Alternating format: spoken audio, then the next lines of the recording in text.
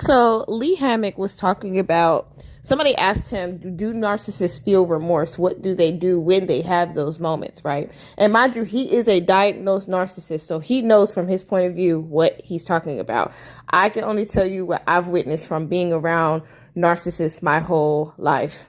Okay? A mass amount of them. Okay, more than the average person. I'm talking about a psychologist working in a freaking study full of narcissists. Have never been around as many narcissists as I have. Okay, and what I have come to know, because what Lee said was basically they deflect and they move on.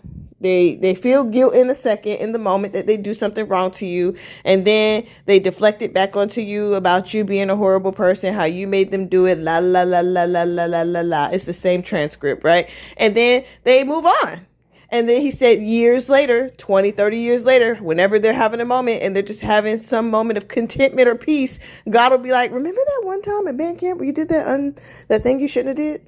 And that's when they like, oh, dang, yeah, I did do that, you know? But they never really deal with it. And that's why it keeps popping up on and off, right? And this is why a lot of people who are in that paradigm, they usually do a lot of copious amounts of drinking and substance abuse and things like that, because they're trying to quiet those voices. Imagine doing something repetitively wrong all the time. You always have something that pops up like, you remember when you did that fucked up thing? Because they're always doing fucked up shit, right? In my experience, what I've noticed with them is what they'll do is, yes, the deflecting, but also they'll just get right out of that situation where they wronged you and go do something else that's equally fucked up and wrong. If you listen to a narcissist speak, they will say things like, especially when you're trying to hold them accountable, they'll say stuff like, I'm always fucking up. Yeah, well, stop fucking doing it then. That might be helpful to your situation, you know? But they can't.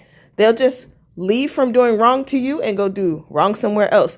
Or, honorable mention, they'll do some fucked up shit to you and then go do something super duper nice to other people, with other people, for other people, and then say stuff like, yeah, you know, I try to be a good person. What the fuck? When were you trying to be a good person? You're not trying to be a good person. You're trying to dissociate from that person you were 2.5 hours ago when you was doing wrong to someone else. Okay. But just like Lee said, there comes these times where they got to settle in what they've done. And again, this is where the drinking and the smoking and the fornicating and all that type of stuff comes, because it's a distractionary behavior. It's called escapism.